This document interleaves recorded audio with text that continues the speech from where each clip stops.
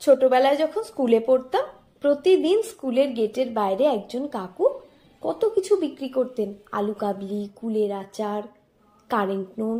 তার মধ্যে সবচেয়ে পছন্দের ছিল আমার এই আলু কাবলি। কি যে ইচ্ছে হতো তখন, কিন্তু তখন তো খাওয়ার উপায় ছিল না। এখন বড় হয়ে বাড়িতে নিজেই বানিয়ে নিই আলু কাবলি।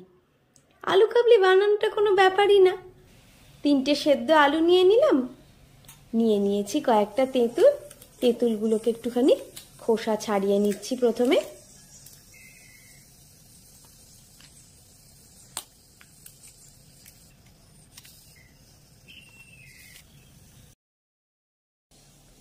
এবার এর মধ্যে একটু জল দিয়ে তেঁতুলটাকে চটকে তেঁতুলের কাঠটা বার করে নেব।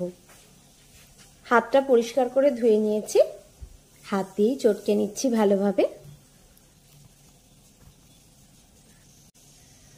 তেঁতুলের যত ছিবড়েগুলো ছিল সব উঠিয়ে নিলাম। এবার এর মধ্যে সামান্য একটুখানি নুন দিয়ে দিলাম। এবার একটা ছাঁকনির সাহায্যে একটু ছেঁকে নিচ্ছি।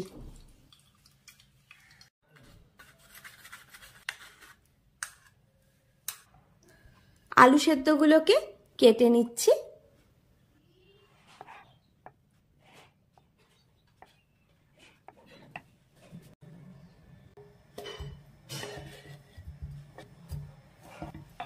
আলুগুলো কেটে নেওয়া হয়ে গিয়েছে, একটা বড় পাত্রের মধ্যে এগুলোকে ঢেলে নিলাম।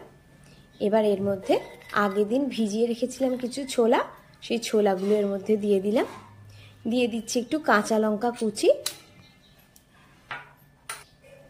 ঝালটা আরেকটু বাড়ানোর জন্য দিয়ে দিলাম এর মধ্যে একটুখানি চিলি ফ্লেক্স। নিয়ে নিয়েছি একটু ভাজা মশলার গুঁড়ো, এর মধ্যে আমার আছে জিরে, ধনে আর শুকনো লঙ্কা। স্বাদ মতন নুন দিয়ে দিলাম, সামান্য একটু বিট নুন দিলাম।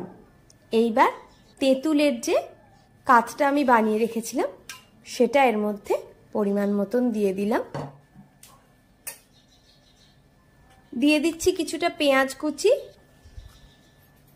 এটা অপশনাল, আপনারা চাইলে নাও দিতে পারেন, কিন্তু দিলে টেস্টটা বেশ ভালো হয়। একটু টমেটো কুচি। এবার সব কিছুকে ভালোভাবে মিশিয়ে নিচ্ছি। সব শেষে একটুখানি ধনেপাতা কুচি দিয়ে হয়ে গেল আমার আলু কাবলি একদম রেডি। কোনো রকম রান্নার ঝামেলা ছাড়াই টেস্টি জলখাবার তৈরি হয়ে গেল।